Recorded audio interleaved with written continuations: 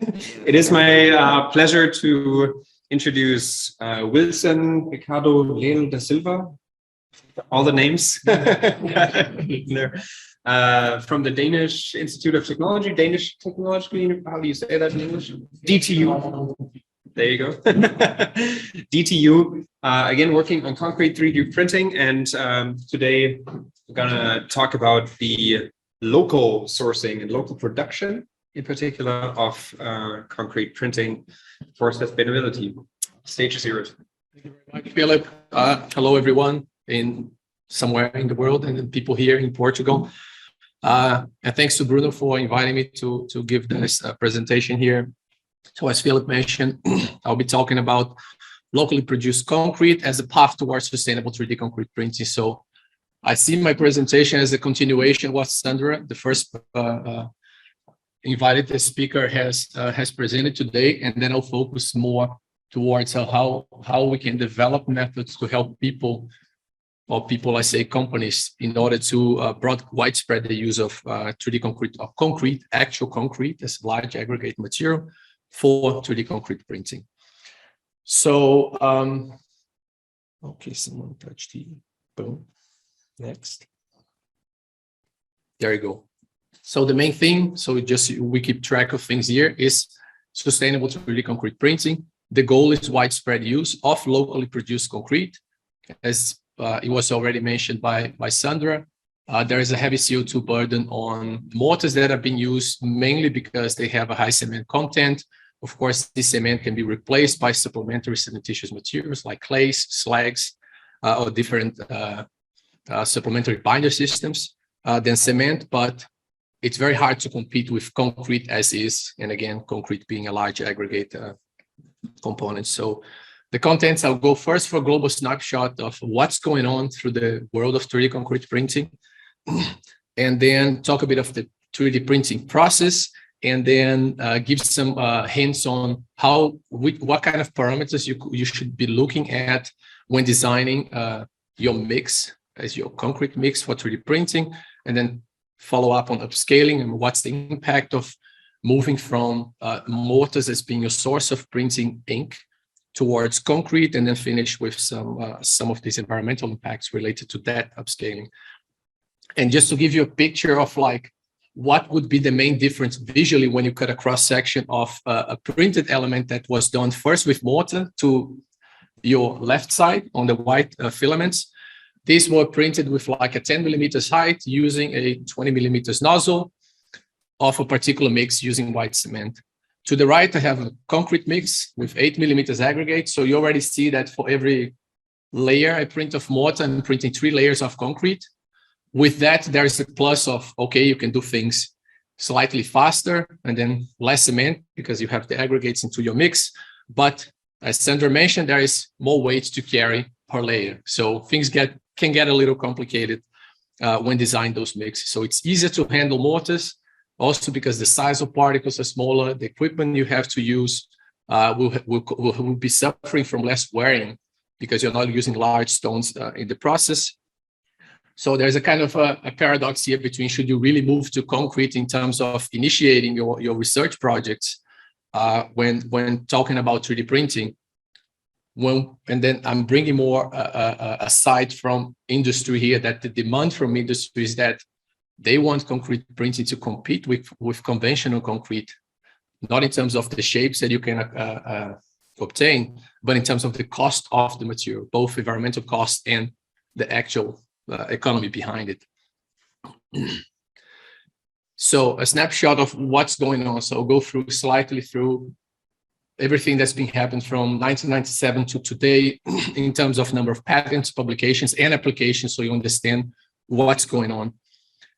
First, in terms of patents, I did this study together with people from Loughborough University and National Institute of Standards and Technology in the US, plus a professor from a university in China, so I can share the publication we recently came out with. So when we looked into patents that were done from 2007 to 2007, there was not too many patents within that field, even though the technology has been coined at 1997, that's generally accepted. Most of the patents are focusing on the process. And when I say the process, it will be everything that happens after you mix your material. So it'll be like, how am I pumping this process? How am I injecting things into a nozzle to extrude? And how you're doing the controlling of the robots and like different ways of extruding curvatures of like how you're using angles of robots and so on. So patents, which are heavily driven by industry, they are focusing on the process in itself and not so much a material, which gives an indication that the material is already there. We just have to adjust the material formulations towards the process that is 3D concrete printing. On the other hand, publications, the situation completely changed. There's like an 80% of those publications, which was about 430 over this span. And then you can see on the horizontal axis here, actually starting 1997, all the way up to late last year. Most of the work is done on materials. And this is, to my understanding, is how do you adapt the existing materials towards the process again? And admixtures, like how you're injecting admixtures and which dosage you have to use and what are the impacts on durability. So the research work is orbiting more towards material. And then lastly, the application. So where is industry actually using 3D concrete printing? And then again, if I follow from, let's say 2008 or 9 up until today, the housing market is dominating about 50% of the applications. And there's some other areas like a street furniture, and that one I would encapsulate everything like sculptures or ornaments or things you could print, but they do not necessarily have a structural function or become a habitat as per se. So they're more like an element for the beauty of the eyes, with a purpose, of course. And then infrastructure projects, which is about 27%, and some of it would be the work being done by TU Eindhoven in terms of bridge applications and some other load-bearing elements. So, but then again, keep in mind, housing market is the one that's driving heavily the industrial application of 3D concrete printing. So, but how far the technology should get, like what does industry wants to get? And that's the answer that they don't have yet. So what I can provide is like, in the green scenario is what has been going on in terms of early stage development. And then I'm assessing that aspect towards, if you look at the horizontal axis, you have process automation, build robustness, and then cost and CO2 emission of whatever you're printing. There is very low level of process automation and building robustness. So there is a lot of human intervention being done, even though 3D printing will become supposedly a, let's say, fully autonomous system, but how fully autonomous we want it to be and what are the costs associated with that, we don't know yet. So that level is low in terms of, again, automation and building robustness. And then the cost and CO2 are pretty high because most of the applications are using those motors that we've been talking about this whole morning. Now, at a second stage, which is probably what's going on today, there is more attention towards cost and CO2. So there is a general trend of like looking more into those aspects on how can we now increase process automation and build robustness. And then you look at the left side of the chart. And at the same time, slightly drop cost and CO2, with the end game being, of course, flipping the whole curve, where process automation and building robustness, like 3D printing, becomes a process that you just light out and then let it run and believe everything will work or hope. And then the cost and CO2 will be as low as conventional concrete, if not lower. Of course, if you take advantage of different design methods, you can just boost the fact that now you have a material that's on par with concrete, and then you can just save mass. And then with that, you'll be saving cost and the overall CO2 emissions of the material. I'm not talking about full service life and energy consumption of the building here. So bear with me, I'm talking about materials, so I'm a material person. Now, in terms of the process, like there are several aspects involved in the process. I don't need to go into the details here, but this presentation, I'm focusing mostly on everything that happens from like your materials that go all the way to the left, followed by a mixing and pumping system. Something happens with your material in between that process up until you go to printing. So you just look at the first line.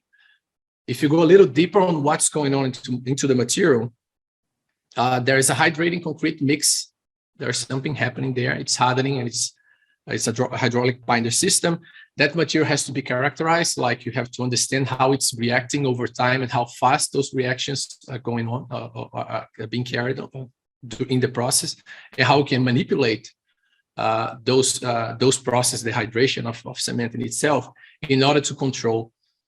This is part of a much larger project running at the Danish Technological Institute with some industrial partners, where we are also developing like material models, simulation tools, so you could again improve the level of automation and have a true like design to fabrication process. But let's go back onto the material. So if today you need to design your own mix, and I'm glad to see like João's presentation earlier today, that he was, instead of using pre-mixed mortar, he had already his own formulations with some struggles with the printing process, but still it's the right path towards already a more sustainable print at a mortar level, and then you can get it up all the way up to concrete. So first I'll talk like, you need to know how to manipulate, and I like to use this ventriloquist or puppet show control here. That little doll or toy is your concrete, and we are the ones pulling the right strings in order to make it work faster, slower, depending on what do you want to print. So target fresh properties. Now, even before thinking that you're extruding that material, there are some indicators, and there is much more to that story here. This is just a few parameters that I brought. The first one will be like, okay, what is the relation? If you want to print with large aggregates, then by default already, the diameter of your nozzle has to be larger than a normal 9, 10 to 20 millimeters. And then there is a relation between the maximum particle size you have in your mix towards the width of your nozzle. And then that's like a geometrical feature. You can't run away from that. Second, it's like, what is the volume of large aggregates you want in your mix? Because that will compromise your pumping system. Like, you might have so much aggregates, so the friction will be so high to push those materials through. You might have issues with like clogging your rotor stator or your piston system for pumping. So this is a number to be looking to, how much large aggregates I'm putting in relation to the volume of my whole concrete. And then last is like the yield stress of the material. And that would be like how much energy you have to put into the material so you break its structure and it can flow. And this can be correlated to a slump test, which is a traditional test to concrete. And I like bringing that kind of empirical numbers here, because it's not everyone who has access to a rheometer. And when you go on site, you don't have a rheometer on site, and people will look at you on site and say, what is it? And if you tell them it's 5 kilopascal, they'll say, what is it? If you tell them it's 20 millimeters slump, they will know it in a heartbeat. So bringing this empiricality, or like the practicality of doing quick tests that give you the right indicators to create a mix that's printable, is very important when you're upscaling things to industrial level. Now, what are the numbers I would suggest? Like, I would say about 23% of like the ratio between the size of aggregates and the minimum width of your nozzle, the minimum dimension of your nozzle. In terms of aggregates, we are in the ballpark of 20%, 26% of your volume being large aggregates in relation to your volume of concrete. And then large aggregates here will be all the particles varying from 4 to 8 millimeters. Of course, the total volume of aggregates in the mix is much higher. And then last, yield stress, or more specifically, like, let's talk about slump height here and be very practical. You would be in a slump between 13 and 22 centimeters of like when you do your slump test. Okay, so now let's say you have a particular cement type, your locally sourced aggregates. Of course, you have to look at the particle distribution of those aggregates and how to combine them in order to make your full skeleton of aggregate, put cement paste in, and then you're good to print. So if you look into those percentages and numbers I'm presenting here, it would be a good way to start. And from there, you can just fine tune your mix depending on which process, extrusion process you're using. Now, things were produced and they are ready to be pumped, extruded and stacked, but you want to be able to control the rheology, or like the fresh properties of that mix over time. So on the previous part, when I spoke about those indicators, everything that you do to design your mix, but now what do you do to take care of your mix that it's not hardening or it's hardening at a rate you want to? Hydration retarders have been used for that. So basically like sodium gluconate is a good retarder that you can just put, and it's super cheap. That you can control your open time of the mix. So if you're making a large batch of concrete that you want to print for hours, you have to keep it sleeping to make sure that first, it will not harden into your system. Second, it will be easily pumped over time, and also extruded without causing any damages during the extrusion. So if you look at the bottom curve, it's like, that's the mix. It's one mix we tested using a penetration test, like a probe penetration test over the course of 40 minutes. And there is a very small increase of yield stress of how much force you need to push a needle into that material. It has a very slight increase over time. So we are going in the range of like 2 kilopascal up to about like 3-4 kilopascal over time. But if you accelerate this mix using different types of accelerators, and it could be anything from shotcrete accelerators to calcium aluminate cement slurries, you come to the last, unfortunately, stack there. So it's the active stiffening control part, where you are now controlling the slope of your curve to make things faster or slower as you wish. And it depends on how fast you want to print and what is the dimension you're printing. So the test is the same. It's a penetration test. It's a manual test. Again, very pragmatic. You can have it on site. I can show more details of that test, but it's quite straightforward. You follow how your mix is evolving over time. In this case, I'm showing the same mix compared to the previous slide. So this was my baseline, and we accelerated that using 3 different dosages of the same accelerator. With that dosage, you play with the slope of the speed of hydration of your material. Of course, if the speed of hydration of a material is very fast, you might have issues on injecting that into the nozzle, mixing it through, and extruding. So you should take it with a grain of salt, because if you go too hard on your mix and add too much accelerators, it's a ticking bomb. It will hydrate super fast, and you'll get clogging issues, and then you just have to run and clean your extruder. So it should be kept safe. But the positive thing, or positive negative, is, unfortunately, again, they are overlapped there. So I want to show like what is the vertical build-up rate of a typical process when you're building a house against when you're building like a structural element, like a column, for example. When you're building a house, the cross-section, not the cross-section, but like the horizontal area where you're printing is so large that you hardly be above 0.5 meters per hour in terms of vertical build-up, like how fast you're stacking one layer on top of the other, which means you probably don't need to accelerate your mix too much. And then again, if you think of the chart I presented before, housing market being the main one, that means we are not too far from actually having 0.5 meters per hour is not really challenging concrete printing process as per today's standards. On the other hand, if you go towards columns and more like intricate elements where you have overhangs, like the guy working with like clay and hemp fibers was presenting, then you start having issues because you do not have only to sustain self-weight, you have to sustain different inclinations, overhangs of the material. So now we're in the ballpark of 2 to 6 meters per hour in terms of vertical build-up rate. And I'm showing these numbers we tested and we have accomplished up to 6 meters per hour. There are companies or even research institutes who have done it much faster. How fast do you need to go and compromise on the amount of cement and all the chemicals you have to put in? That depends again on what do you want to accomplish. But my idea here is just to show you can be anything from a very slow process, which is functional and will be printing a house, to a very fast process that is also functioning, but you'll be printing a column. Now, in terms of like other ways of understanding how the material is changing its property over time is as simple as look at the size of the droplets when you're doing the extrusion.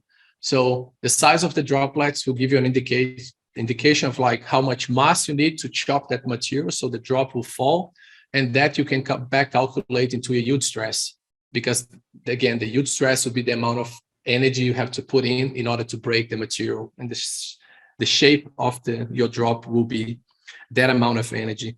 In the second part here, and I will not rerun, but like on this video, the droplets were very small, but right after we injected accelerator, then you see the shape of these droplets getting a lot longer because the stiffening effect is happening. So this is, again, an easy way of understanding that, okay, now the accelerator, whatever I'm injecting to my nozzle, it's actually functioning. So you can start with a very fluid mix, which is sleeping because you heavily dose that with retarders. Inject your accelerator, and then you get the result you want without going to fancy rheological measurements on site. And then again, I'm focusing on on-site applications. So where do we get with all that stuff? Like, you can get to print fancy stuff with colors, without colors, but then I'm showing cases of things we have printed over time. All of them have a very high cement content in those mixes, so they are in the ballpark of like 500 to 550 kilos of cement per cubic meter, which is quite heavy. A normal concrete will be like 250 to 300. But you can accomplish something really interesting using like those mortars, which is heavy accelerated. And then, of course, if you don't dose or design things properly, you can also accomplish things that will break like that, and then you have to go and clean. But that's part of research, so it has to be done. So now, whenever we presented that, of course, the next question is like, okay, how do we move away from mortars towards concrete, and how we upscaling? And I'm showing like a very simple shot of going from a material that has a maximum particle size of 0.5 millimeters to your left side, all the way to different compositions of concrete with aggregates up to 8 millimeters. And the reason why I bring this image is that the one in the middle is with aggregates that have more like an angular shape, so they're much harder to handle. Whereas one mix with round aggregates, you're putting like, you need less space in order to, optimize your mix, and then that means you can increase the amount of aggregates you can put into the mix. I would say it's quite clear looking at the cross section of the last two images to the right that I have more aggregates in the one to the most right than the one in the middle.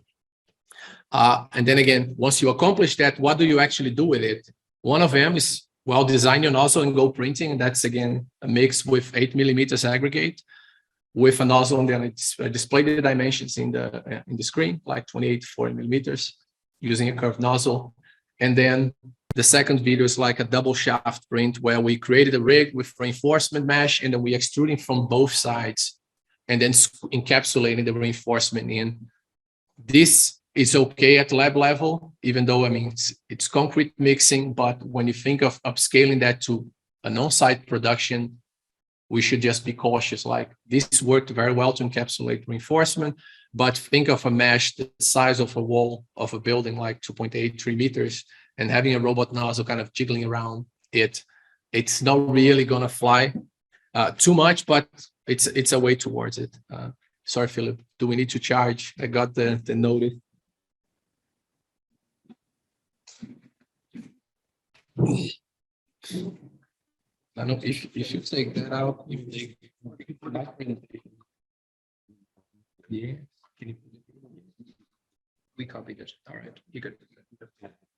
Yeah. You copy. Yes. So,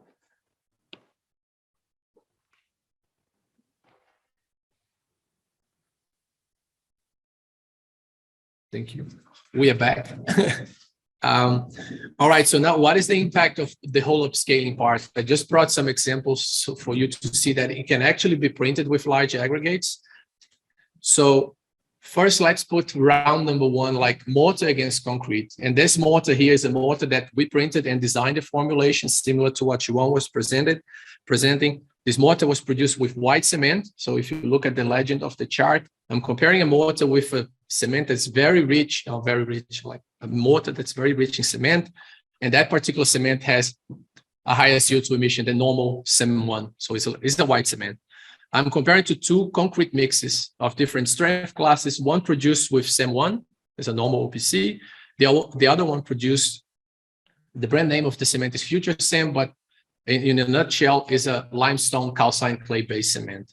So part of your clinker is that the actual bad guy in cement composition will be limestone and calcine clay. And why these two materials? when you think of that compared to other supplementary cementitious materials, they are highly abundant in the world. So if you want to widespread the use of that, and then again, as Sandra has replied to one of the comments, you need to make sure that's something you can have a global supply. Otherwise, you will just be feeding a local market or very specific needs in a niche market. Now, we calculated, and that's a normalized CO2 emission of these mixes, and then the 4 mixes that I will show against my reference mortar. If I simply replace, now I'm replacing first using a SEM1 type, and then putting aggregates, I'm cutting already, going from baseline number 1 to like 25 to about 40% of the CO2 emission of your mortar. If you use this limestone calcined clay-based cement, you can go even further because by default, that cement has already a lower CO2 emission than SEM1 or white cement.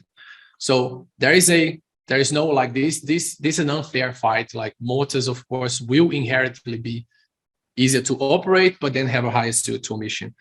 And then you might say, okay, then it's not fair to compare mortar to concrete. And you're right. So in terms of reduction, if you want to have a ballpark, we are talking like anything between 63 to 78% of CO2 reduction just by using concrete instead of mortar. Round 2. Then I say, okay, my mortar cannot be with that white cement that has a higher like CO2 emission itself.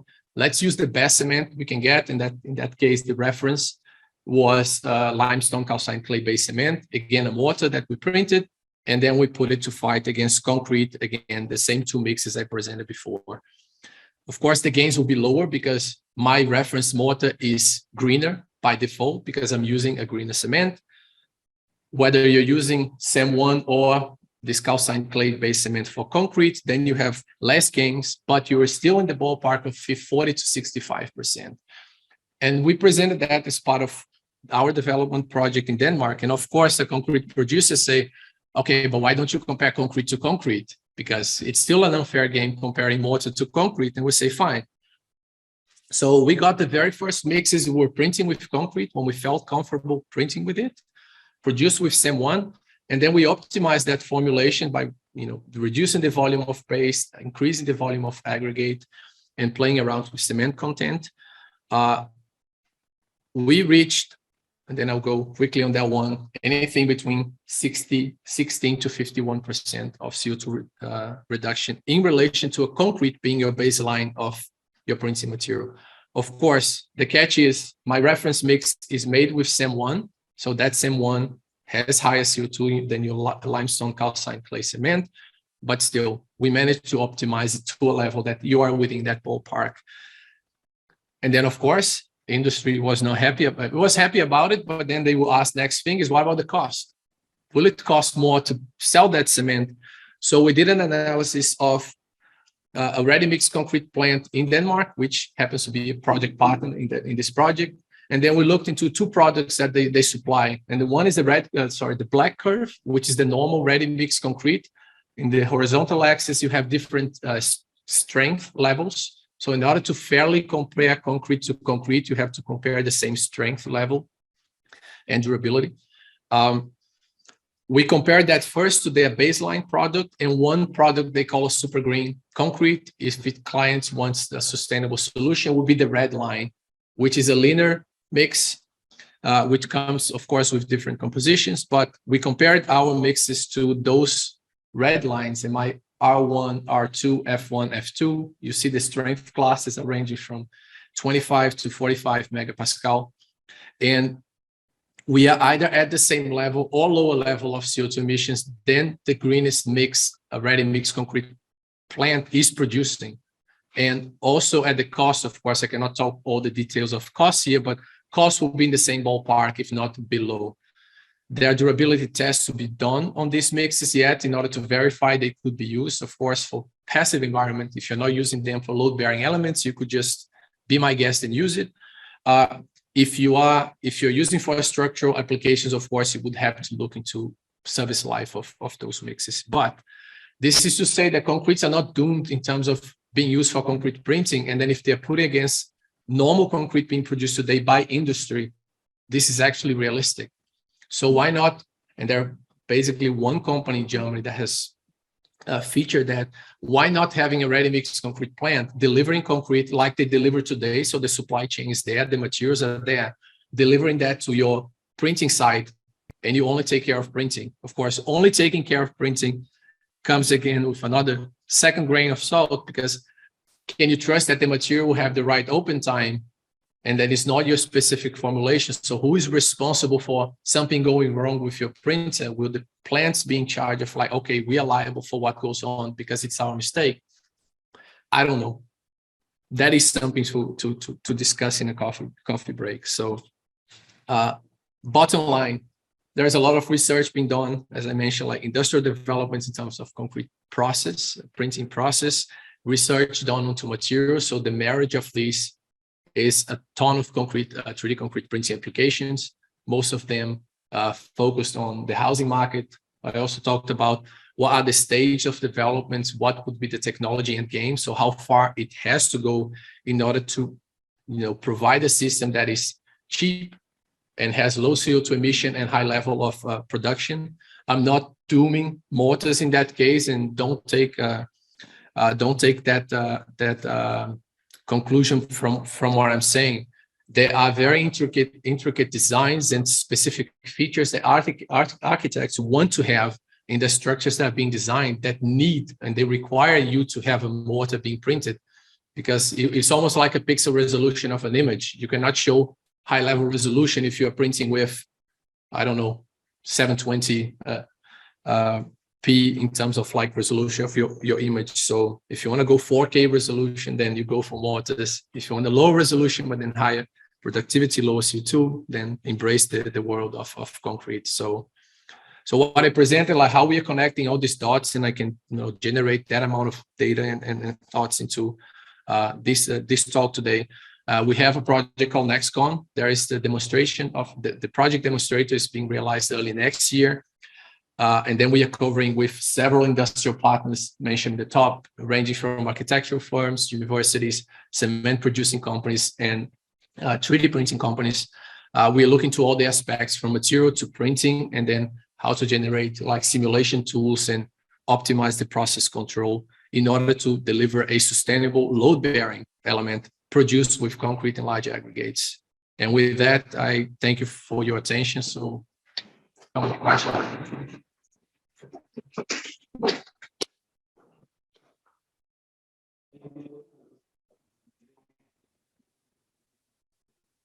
sorry.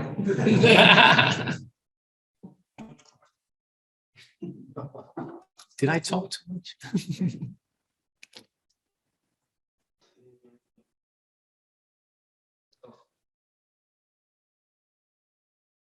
Mm-hmm.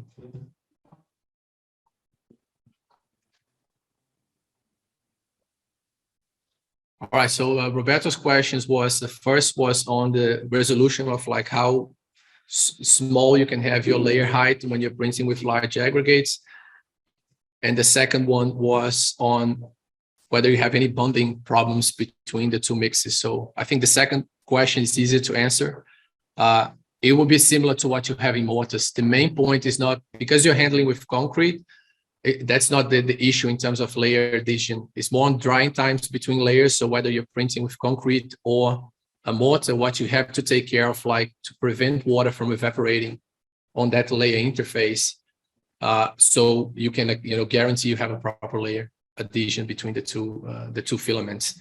And this is quite critical when you're printing like objects like houses, because the time between layers is so high, and then you're printing in exposed conditions, so it's not like a controlled robot cell with like controlled wind speed and temperature. That case, if you're printing in a weather that's super warm and windy, then you might have so much evaporation that surface that it might become an issue regardless whether it's a mortar or concrete. In terms of the resolution, what we are doing today is like we try to stay at least two times the size, the minimum layer height between the material, the minimum layer height you can use. It'll be at least 2 times the maximum size of your particle, so you prevent them to kind of stack and push each other. This is just a rule of thumb from the tests we have done. It could be higher, it could be lower, but just think about if you have a particle that's 8 millimeters and you want to print an 8 millimeters layer, the chances of things getting a little bit screwed up, they are pretty high. So my word would be 1-to-2 ratio at least.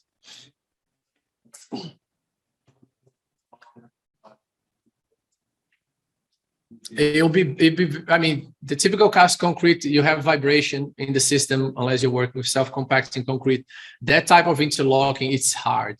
It'll be hard because you're using a different production process. So I would have to look deeper into cross sections and compare the same mix being printed and cast in order to look at my aggregate distribution across. But it's pretty uniform when you look at the cross section and how it's distributed also towards the layer. Because one concern is that we'll have so much mortar in the corners and all the aggregates packed in the middle. It's not. They are distributed through the whole layer.